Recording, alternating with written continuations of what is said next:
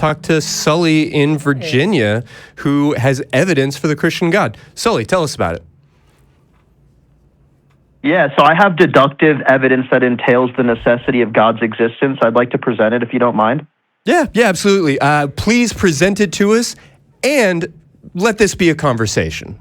Please don't make me feel like you are just reading to me because I've been read to before. So I'm going to give you the floor. I'm going to let you walk us through it. And please be okay with us stopping you and asking questions, maybe not accepting something right away, and respond in turn if you would.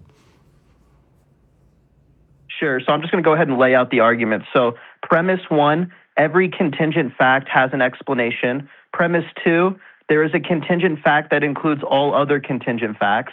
Conclusion 1, therefore there's an explanation of this fact. Premise 3, this explanation must involve a necessary being. Premise 4, this necessary being is God. Conclusion, therefore God exists. So which premise do you reject? Well, first of all, can you tell me what a contingent fact is? Is that just any fact? Yeah, so a contingent fact is just a fact. Yeah, a contingent fact is just a fact that is true in the actual world, but not true in all logically possible worlds. Okay. So see this whole argument. I mean, let's just cut to the chase here. This is all presuppositional. Right, we're coming back to the form of the Kalam. My issue with this argument is that, like you're saying that there has to be like a cause, but again, like, we don't have to know what this thing is, and we don't have to ever know what this thing is. And you're just putting in God, and you're lumping these things all together, but you're still not stringing them in a way that tells us that the answer has to be God, right? So how do you actually make that leap without just throwing that into the equation? So nothing within the argument was invoking any notion of causality. This is an argument about an explanatory principle, the principle of sufficient reason, and explanations are going to be different from causality. So you're wrong, you're not tracking. The argument, again, is about contingent facts entailing some necessary explanation. What is the difference between causality and an explanation? Because to me, those sound very similar. Yeah, so a causal relation is going to be a relation between events. And a explanation is going to be a relation between constitutive elements that constitute the identity of some given thing. So it's not going to be the case that a causal explanation entails some identity explanation or constitutive explanation, which is what I'm appealing to here. Yeah, I mean, you're still making, as Ben pointed out, that leap to God. You know, especially when you told our call screener, or as I understood it, maybe we've misinterpreted you, but the Christian God, that's still a leap that hasn't been accounted for. And the fact that you're making an argument right now that you're not leaning into causality. However, you're going to have to, especially if you're, are you bringing in the Christian God? Is that the God that you're trying to bring evidence for? Yes. Does this God interact with the physical reality that we are in currently? The God causes it, but this argument isn't... So hold on. You just said that God causes it. So are you making a causal argument? No, because this argument is an argument from the principle of sufficient reason. I don't care as much about that. You are bringing causality into this now. So what it sounds like is you're trying to use philosophy to get out of having to explain the causality piece of it. And the point is, like, you can go down as many philosophical rabbit holes as you want. I really don't give a shit because I care about the utility of what are we doing with this information, right? If you're going to use this to convince me that there's a Christian God that is going to tell me how to live my life, I really don't care much unless you can demonstrate that that being actually is impacting the reality that I live in. Yeah, so again, my argument is applying a general explanatory principle to a global state of affairs, which is the entire universe. And the argument I gave is a formal argument. You asked me a question about whether or not God interacts with the physical universe, and I accept that God causes the physical universe to exist, but that's not what this argument is establishing. Right, but with the argument that you're giving, though, the problem, though, because the problem, though, with this, too, with the explanatory argument, could I just insert anything else into where you've inserted God for that? Like, you're saying that something, you're trying to explain the origin of everything, But I mean, we have Forrest Valkai in here that could tell you it's Roland the Closet Goblin that is in that spot. So again, like this is just a meaningless argument at that point. Where are we going with this?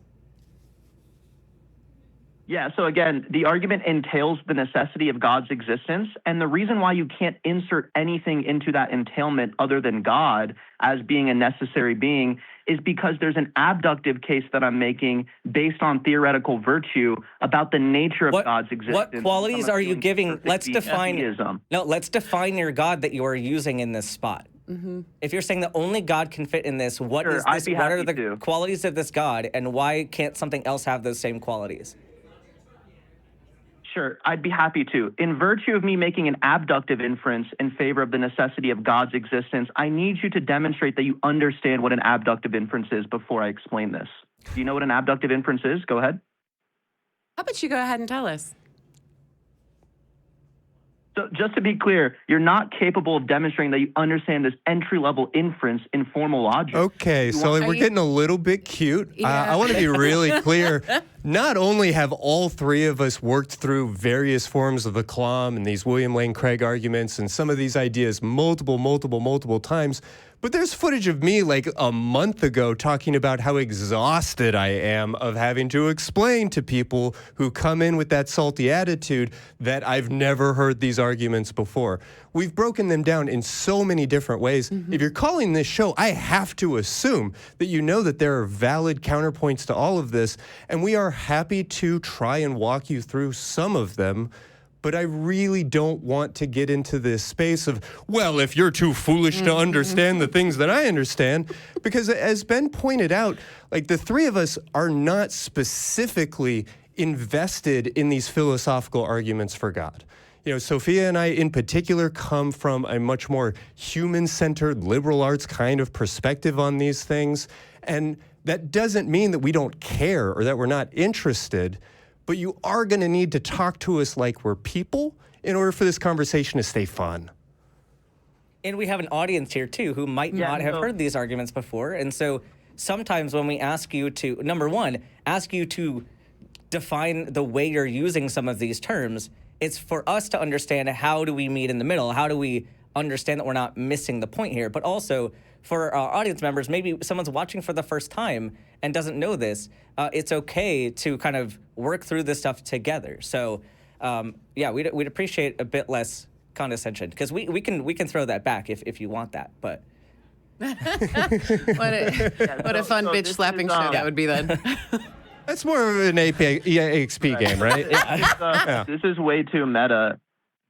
Let's stick with the substance of the argument. How about we'll stick with the fact that I have a microphone and I'm hosting this show and I am inviting you as a guest to discuss it with me. If you don't like the rules of the game, you don't need to play. However, if you would like to explain to us the significance of an abductive argument and how it helps us further understand your explanation, please do. Yeah, so just to be clear, that's another tracking error on your part because the argument I presented is deductive, and I said I'm making an abductive inference based on the theoretical virtue of the I really do not care what you're calling it. Just give, let's talk about, you just said, well, let's talk about the substance of the argument. Bring us the substance instead of... You keep pivoting to meta. How is it so because meta we to don't just... like the way you're talking to us, Sully, and we have a mute button and you don't. We have other callers on the line and you don't. This is not a high school LD debate. You are not trying to beat us. We are hosting a program and we are inviting you to join that program. So you're going to play by our rules or we'll find somebody else who will. We'd love to hear your argument. We'd love to help walk you through it. Sincerely, we will, but we're not doing this in a Lincoln Douglas style. Yeah, so just to be clear, do any of you reject premise one of the argument that every contingent fact has an explanation? Yes or no? Stuff exists, therefore something caused stuff. That's what I got from that, right? Is that accurate? As far as we know so far, up to this point. Okay. No. Sure. Oh. What I reject is that you think you have an answer to what that is. Mm-hmm. And our position is that we don't know. It's okay not to know. So my question is, how do you arrive at such confidence that your answer is the thing that explains that? Yeah, again, because if it is true that every contingent fact has an explanation, and if it is true that there's a contingent fact that includes all other contingent facts, then it would just follow that that fact has an explanation. Now, the Right, but hold on, Sully, though. But hold on. All you're saying is that things have explanations. None of this demonstrates that you know said explanation. Because I can follow you with, yeah, sure, this stuff has as something that could explain it, but you have yet to give me any reason to follow you to your answer. Yeah, so I'm giving you the entailment here. If there is a contingent fact that includes all other contingent facts, then that contingent fact would have to have an explanation. But the explanation for that contingent fact can't be another contingent fact, since it's the contingent fact that's explained. So, Sully, you still haven't explained. So you still haven't. You're still just saying that stuff has explanations. What is that explanation? How is it the Christian God? Because I'm giving you a clear entailment. Okay, what is your explanation? What do you think? Here. What do you think the explanation is? It has to be a necessary fact. No, but what is that? What is the thing that you're getting to at the end of it? What is the God. Explanation? That okay, is God. how do you get to that God. piece? How do you insert God there? I just gave you the entailment. Okay, let's. So if you're tracking what I'm saying, I'm giving you a straightforward entailment. If you're tracking what I'm saying, I can repeat it for you again, but I've repeated it 3 times. All right. I sense that you're becoming impatient, and I get that, but I'm a big believer that if you can't explain something to like a 5th grader, then you maybe don't understand it yourself. So I'm going to ask some questions you're probably going to think are overly simple, and that's okay. You know, we have an audience. It's not just us sitting here. Tell me what an entailment is. Yeah, so an entailment is going to be a conceptual relation between inferences. Okay, so that would mean that there are 2 things that are related by an explanation. Is that kind of it, or am I not getting that? No. Okay, could you explain it to me like a 5th grader? 5th graders generally don't know what inferences are. You know what an inference is. 5th graders generally don't. Wait, so just to be clear, we are asking you to explain it at a philosophy lecture.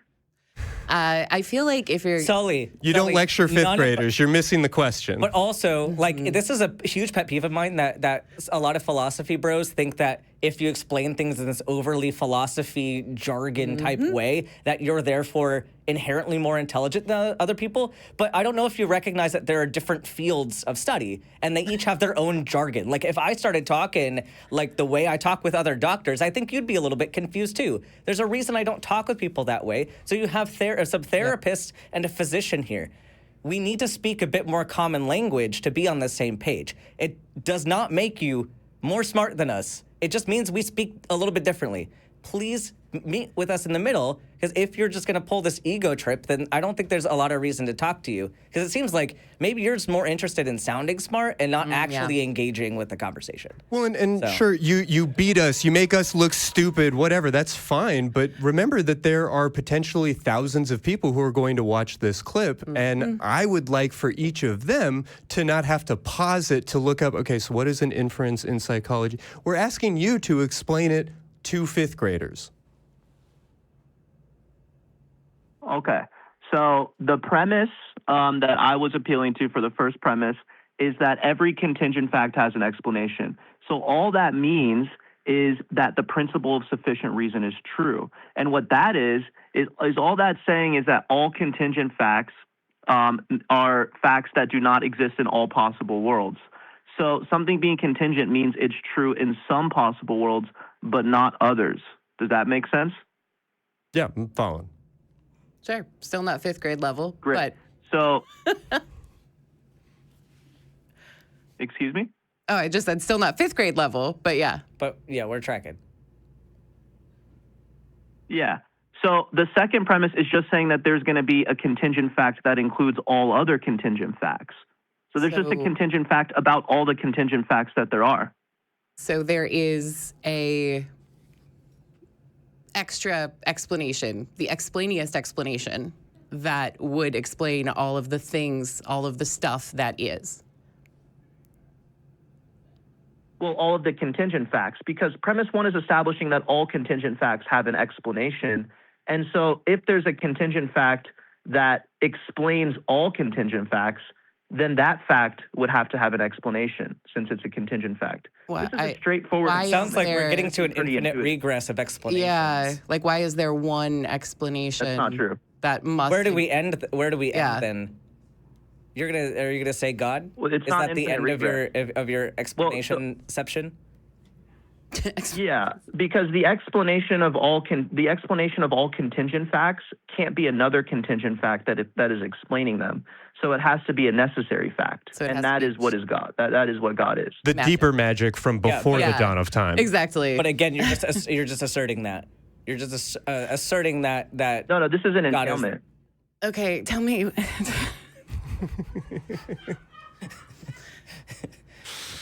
All right. So So what qualities? So in this, why is God a necessary fact, and roll in the closet goblin is not? What qualities differ between these two entities? Oh yeah, because the notion of God that is being entailed here is a notion of perfect being theism. So what God is one fundamental property of absolute necessity. Okay, that but if has I claim the infinite same thing Yeah, about what does Roland, perfect So mean? I made yeah. if I claim the something. same thing about Roland the Closet Goblin, I made up something that explains all facts. Yeah, Therefore, you all would- facts you would are explained by actually- thing. yep.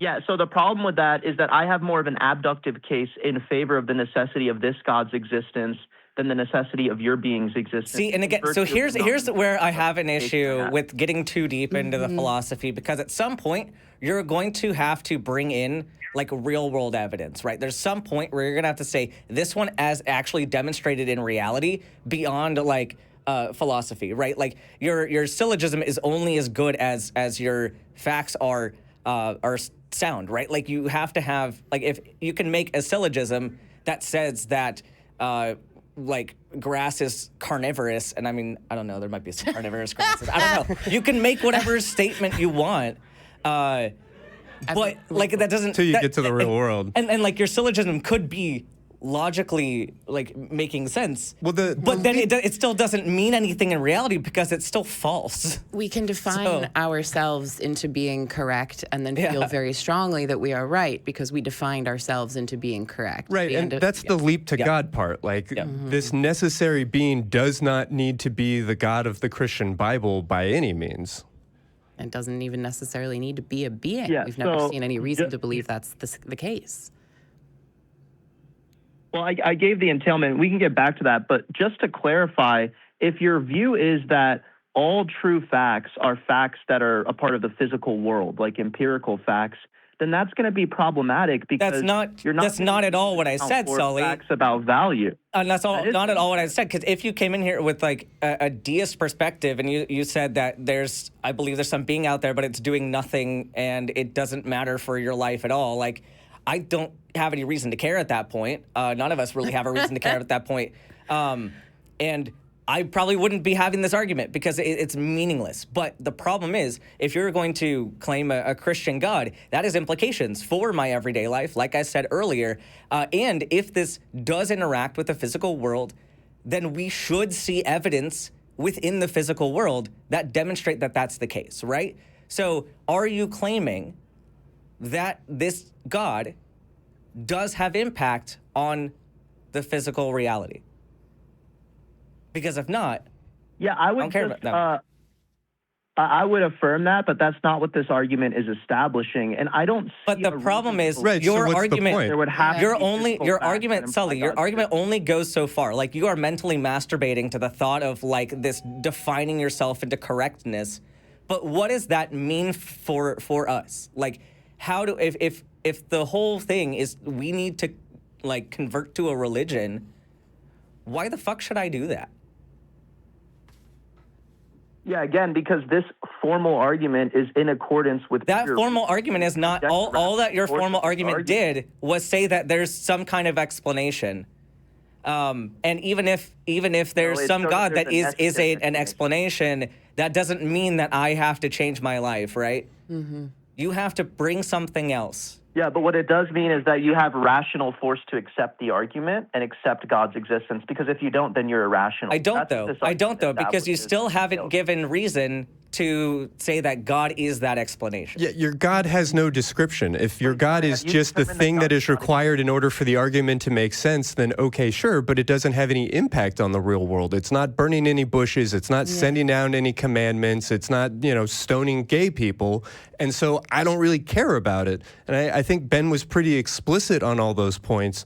Under other circumstances, I might continue this conversation a little bit longer, but I want to make sure to grab another phone call while I still have this group of hosts.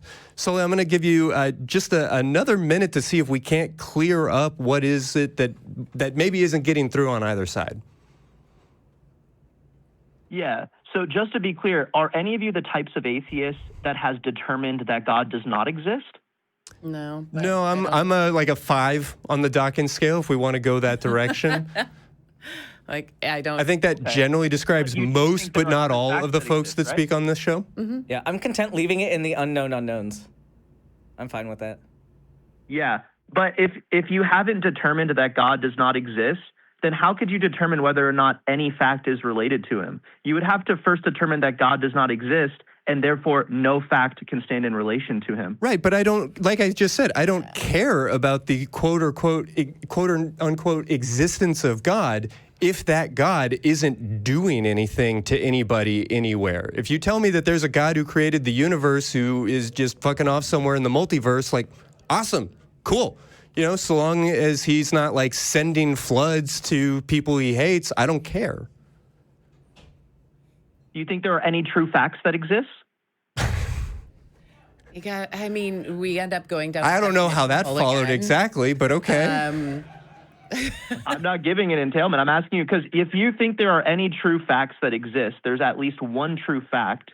Then if you have not determined that God does not exist, how could you determine that that fact or any fact does not stand in relation to God? Because I haven't made a That God does determination exist. either way. Yeah. I say I don't know where all of this leads to the ultimate explanation, and I really don't care. Is there a problem with I don't know here? With Exactly. the concept that Well, yeah, the problem is if you have not determined that God does not exist and you just say I don't know, then you have no way of determining whether or not all facts are related to God. Are you suggesting that you have to have... that God does not exist? I have to prove Yeah. God does not exist in order to prove things are not related to this God I do not believe in. Yeah, because how else have you determined that any fact does not necessitate God? I can say it necessitates fairies, but it doesn't make it true. Like, how do you determine it's not fairies? We were kind of back to this idea of, like, why God? And why are we forced into making Because there's a nothing decision? fundamental on your worldview. Okay. Nothing Say- fundamental on our worldview. Okay. I am here, and Yeah, my worldview starts with that. Like, I think you've made a you're much telling broader us statement here. about ourselves in ways that really aren't accurate. So I do feel like we're circling the same territory. I feel like it's Yeah, pretty it becomes a well little tread, and I silly. feel like I'm being talked over. So with that, Sully, we are going to say thank you. I know that you maybe will struggle with this, but I would really encourage you to go back and watch this tape and listen to how we say, this doesn't actually mean that.